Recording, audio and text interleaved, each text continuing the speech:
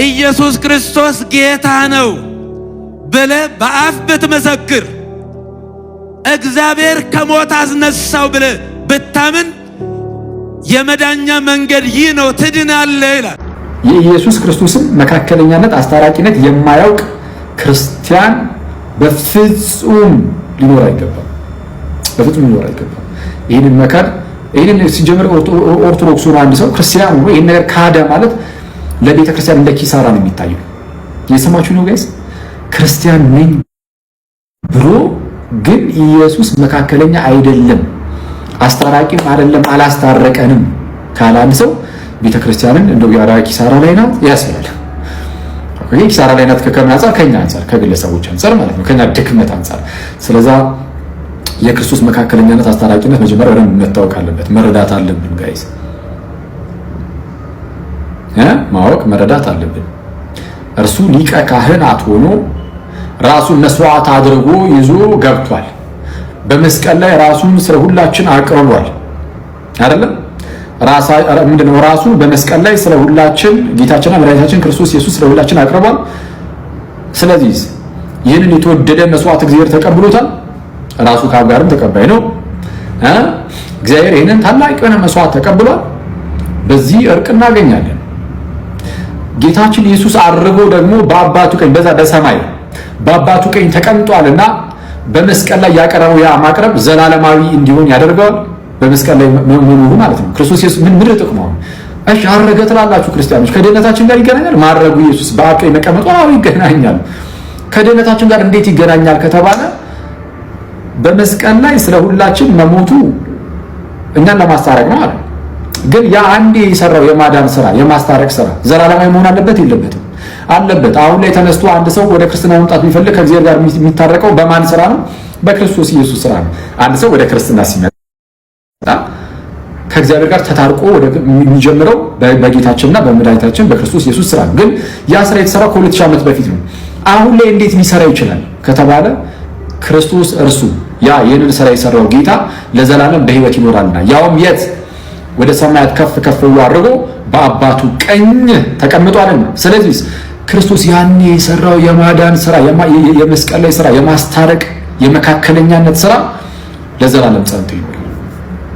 ለዘላለም ጸንቶ ይኖራል እስከ ዓለም ፍጻሜ ማለት ነው። እስከ ዓለም ፍጻሜ ፈንክሽናል ሆኖ መዳን በሚፈልጉ ሰዎች ሁሉ ላይ ተግባራዊ እየሆነ ይኖራል።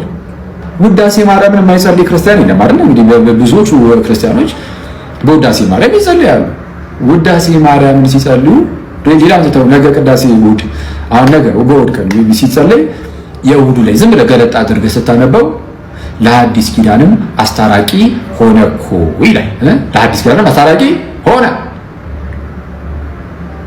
በደሙ ፈሳሽነት ያመኑትና ንጹሃን የሆኑትንም እነርሱንም አነጻቸው አዳናቸው ይላል። ውዳሴ ማርያም ላይ ሳይቀር ሁሌ የምንጸልየው ላይ ለሐዲስ ኪዳንም አስታራቂ ሆነ እያለን እየጸለይን የማናምነውን የምንጸልየው ይመስልሃል ወይ? የማናምነውን አንጸልየው። ይህ እምነታችን ስለ ቅዱሳን አሳስቦ ከሆነ እሱን በእርግጥ እዛው ትናንት ነው ከትናንት ወዲያ የገባው ሰዓት ያኔም ተናግሬዋለሁ። እሱን ትንሽ እላችኋለሁ። ግን የክርስቶስ ማስታረቅ ስራ ላይ ግን በቃ እዚህ ላይ ንቅንቅ የሚል ያው እንደዚህ ምንም የማይነቃነቅ አይነት እምነት ነው ያለን። ምንም የማይገፋ አይነት በአለት ላይ እንደተመሰረተ ያለ አይነት እምነት ነው ያለን። የክርስቶስ የማስታረቅ ስራው ላይ የመካከለኛነት ስራው ላይ ይህን እናምናለን።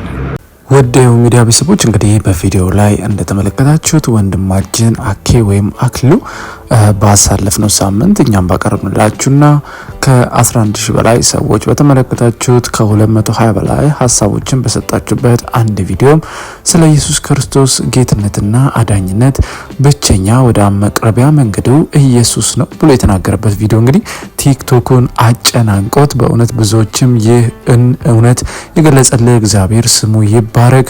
በአንተ ትምህርት ደግሞ እግዚአብሔር አንተን ተጠቅሞ ብዙ ነፍሳትን ወደ እግዚአብሔር መንግስት እንደሚጨመሩ እናምናለን።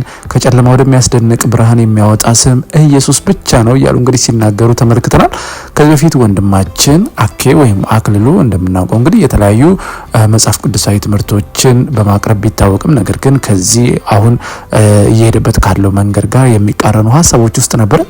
ነገር ግን አንዴ በጌታ ፍቅር የተነካ ሰው የያዘውን እውነት ሁሉ ጥሎ ትክክለኛውን እውነት ይከተላልና አኬን ያገኘው ይህ መንፈስ በእውነት ለብዙዎችም ትምህርት፣ ለብዙዎችም እውቀት፣ ለብዙዎችም ደግሞ መጽሐፍ ቅዱሳቸውን ካለበት ቦታ አውጥተው እንዲያነቡና እንዲያጠኑ ወደ እግዚአብሔር መቅረብ ብቸኛ መንገዱ ኢየሱስ ክርስቶስ እንደሆነ አምኖ መዳን ቢቻለው በኢየሱስ እንደሆነ እንዲያምኑ መንገድን ይከፍታል ብለን እናምናለን። ከጥቂት ጊዜ ወዲህ እንግዲህ ሶሻል ሚዲያው በእውነት ኢየሱስን በሚያውቁ ይህንን እውነት በሚፈልጉ ሰዎች ተሞልቷል። ይህንን ማየት እንዴት ያስደስታል! ከዚህ በላይ ምንም ደስታ የለም።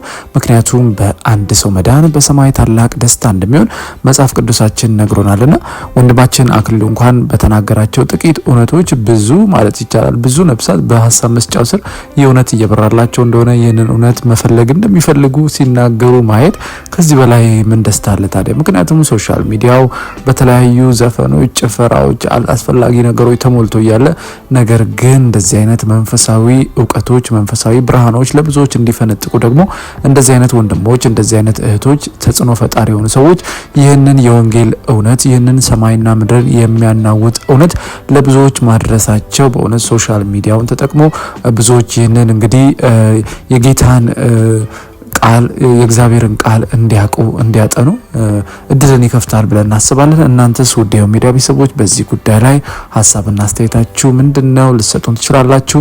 እንደዚሁም በፕሮግራማችን ላይ ደግሞ ማንኛውንም ሀሳብና አስተያየት መስጠት እንደምትችሉ እየጠቆምን የምንለቃቸውን ቪዲዮዎች ላይክ እና ሼር፣ ቻናሉን ደግሞ ሰብስክራይብ ማድረጋችሁን አትርሱ። በእርግጥ እናንተም በምንሰጣችሁ ቪዲዮዎች በምንሰጣችሁ መረጃዎች አምናችሁና ፈቅዳችሁ ከ27000 በላይ ሰብስክራይበርስ እንድንደርስ ላገዛችሁን ምስጋናችን ላቅ ያለ ነው። በሚቀጥለውም እናንተ ብትሰሟቸው ብታውቋቸው ያልናቸውን ፕሮግራሞች በአዲስ አቀራረብና ይዘት ወደ እናንተ ይዘን መምጣታችንን እንቀጥላለን። እንደ ሁልጊዜው ይሄን ብትጨምሩ፣ ይሄን ብትቀንሱ፣ ይሄን ብታሻሽሉ እያላችሁ ደግሞ ምክራችሁ አይለየም በማለት በሚቀጥለው ብትሰሟቸው ባልናቸው እናንተን መንፈሳዊት ያነጻሉ፣ ይገነባሉ ባልናቸው ጉዳዮች እስከምንገናኝ በያላችሁበት የዓለም ጥግ የጌታ ሰላምና ፍቅር ከሁላችሁ ጋር ይሁን። አሜን።